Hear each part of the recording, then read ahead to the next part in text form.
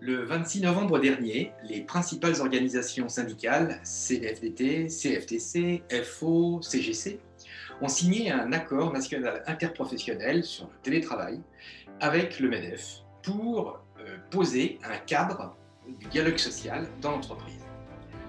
Nous vous proposons, dans le cadre de nos rencontres digitales chez Force Cadre, de commenter avec nos invités le contenu de cet accord national interprofessionnel. Avec nous aujourd'hui, Luc Bresson, délégué syndical CFDT chez Orange. Luc, vous êtes diplômé de l'Université d'Aix et également de l'Université de Strasbourg en droit européen. Chez Orange, vous êtes responsable du pôle télécom, prestataire et du pôle média. Et vous êtes élu au comité central d'entreprise de France Télécom, spécialisé dans les questions de R&D. Estelle Crapez. Estelle, vous êtes responsable des ressources humaines chez Montcigal. C'est une maison centenaire, Montcigal, engagée dans la filière viticole depuis 1921 et installée au cœur des vignobles du sud de la France, à Beaucaire. Diplômée d'un master 2 de droit social et droit de l'entreprise à l'université de Rouen.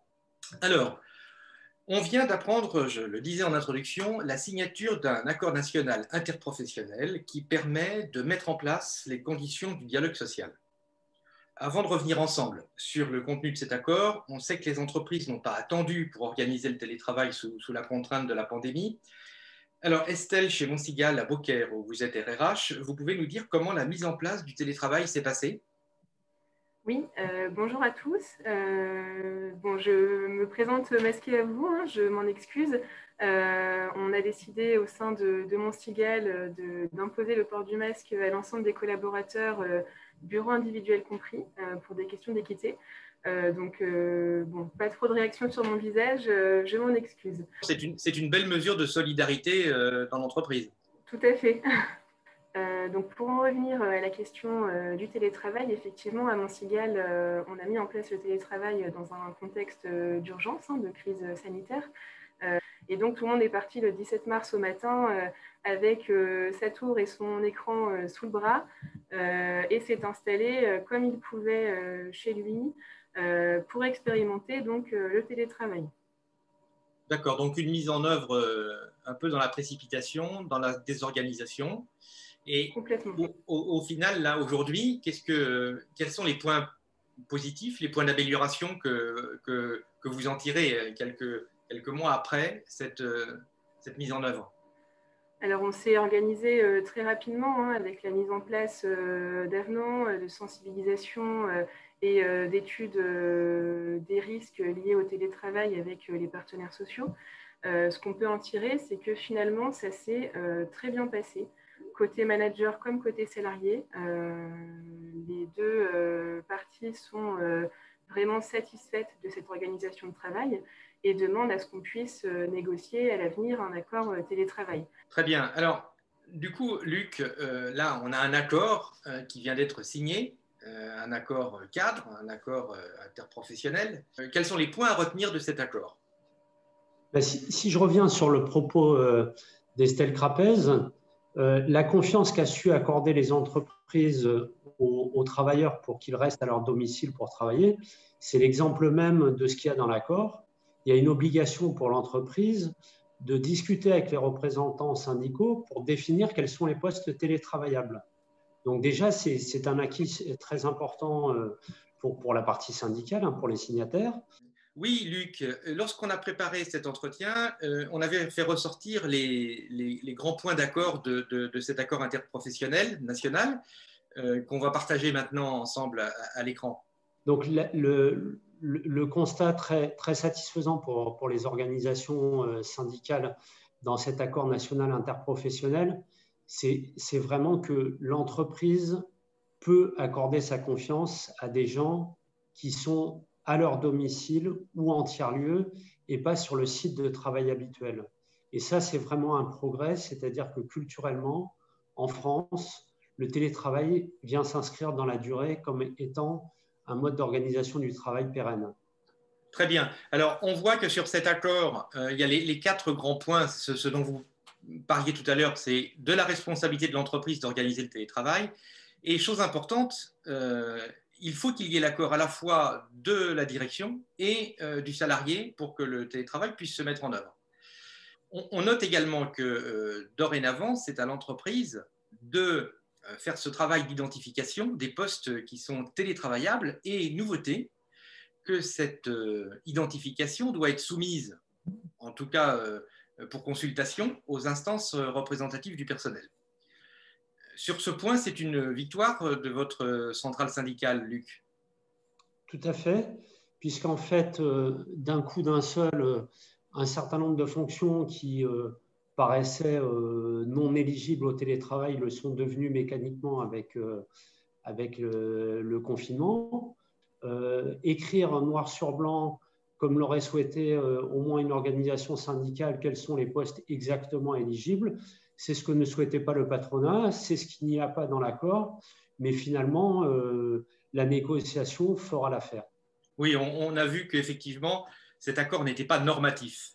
Mais comment pourrait-il l'être vu la diversité de toutes les entreprises qui existent sur le territoire national? Alors, autre point de l'accord, c'est intéressant, c'est qu'en termes de gestion des risques, on met le point sur le fait que l'entreprise est responsable, que les accidents du travail sont imputables à l'employeur lorsque le télétravailleur est à son domicile.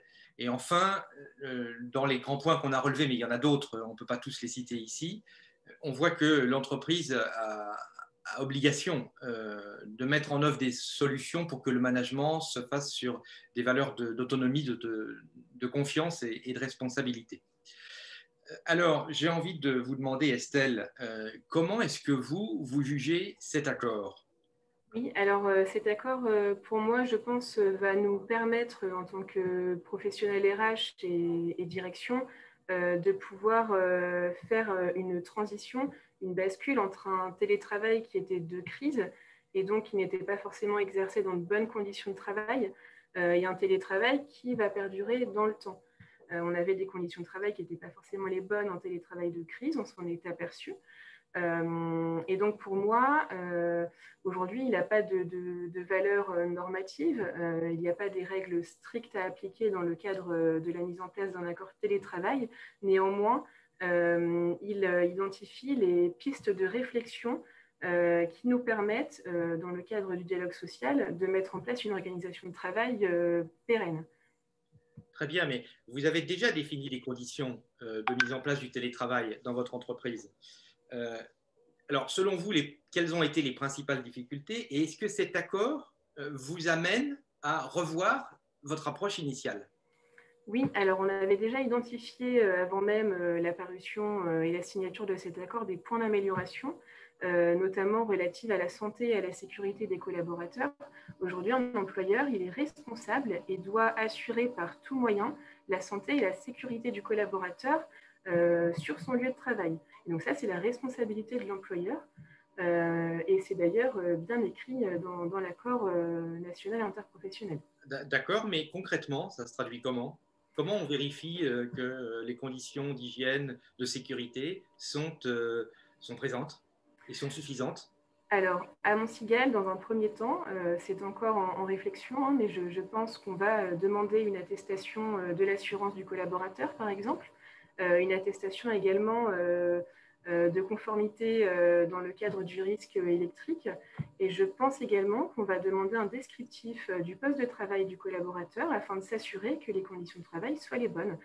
D'accord. Alors, mais Luc, dites-moi, ça ne vous gêne pas, ça, l'attestation de conformité électrique, l'attestation d'assurance pour le Gaulois réfractaire, est-ce que ce n'est pas un peu trop intrusif? Alors, malheureusement, pour le Gaulois réfractaire, c'est toujours trop intrusif. Par contre, de manière très constructive, je dirais que les responsables ressources humaines vont pouvoir interpeller et organiser un ping-pong avec les représentants syndicaux et rentrer dans les choses concrètes. On peut travailler de manière claire avec les ressources humaines sur ce sujet-là. Donc, au final, cet accord, Luc, il est très positif. Il est clairement très positif. Il est le fruit d'un nombre de journées considérables de travail d'acteurs qui ont réellement cherché à définir la méthode. On dit non normatif, mais quelque part, ça devient contraignant ce texte. Le fait de pouvoir vraiment négocier aussi pour ne pas télétravailler, y compris. On a le droit de refuser en tant que salarié de télétravailler si on ne s'en sent pas du tout en capacité de télétravailler. Ça nous semble être un point notable qui est mentionné dans l'accord. On évoquait la réversibilité aussi, c'est très important. Voilà, je pense que rien que sur 2-3 points comme ça structurants, le principe est validé de mon côté. L'accord est bon. L'accord est bon. Le fait de pouvoir poser les principes du dialogue social, on est sur une bonne voie, Estelle. Oui, oui, tout à fait. L'accord nous permet de nous poser avec nos partenaires sociaux sur des questions d'accès, d'organisation du télétravail et de prendre en compte notamment les règles de santé et de sécurité et d'adapter les pratiques managériales. Donc pour moi, effectivement, l'accord est bon. Bon, on sait que le télétravail, il est appelé à durer, contrairement à ce qu'on a pu entendre par ailleurs. Aujourd'hui, votre conclusion, Estelle, sur cette nouvelle organisation du travail en tant que RRH, c'est plutôt positif? Le télétravail permet à chacun de gagner en autonomie et en responsabilité, et ça, clairement, c'est un point très positif. Après, il fait poser énormément de responsabilités sur l'employeur, avec des solutions qui ne sont pas toutes faites ni trouvées par ni les partenaires sociaux ni le gouvernement à ce stade. Donc à nous de réfléchir correctement pour garantir la sécurité des collaborateurs. Et chez Orange, Luc? En gros, et les salariés et le PDG de l'entreprise étaient très satisfaits de montrer que la pandémie n'avait pas bloqué, enrayé la machine Orange. Donc, quelque part, le télétravail a été vraiment la solution, pas seulement de dépannage, mais la démonstration du fonctionnement parfait d'une entreprise. Et comme le dit très bien Estelle Trapez, les salariés sont très satisfaits qu'on leur reconnaisse cette autonomie, cette capacité à gérer leur travail en bonne intelligence. Je vous remercie. Estelle, je rappelle que vous êtes RRH, c'est Montchigal à Beaucaire, et Luc, que vous êtes délégué CFDT en poste chez Orange. Voilà ce qu'on pouvait dire aujourd'hui sur cet accord interprofessionnel national concernant le télétravail. Ne manquez pas notre prochaine rencontre digitale qui aura pour thème le télétravail pour tous, point d'interrogation, et qui sera l'occasion d'un débat entre Laurent Attilio-Siaka, avocat chez Ernst & Young, et Harold Jourdain, manager chez Greenworking. Merci à tous nos partenaires dont les logos s'affichent à l'écran qui permettent à notre association de remplir notre mission par et pour les cadres au quotidien. Enfin, si vous avez apprécié cette séquence, eh bien, n'hésitez pas à liker par ici ou par ici, à partager, idem, et encore mieux, à vous abonner. Alors merci beaucoup et à très bientôt.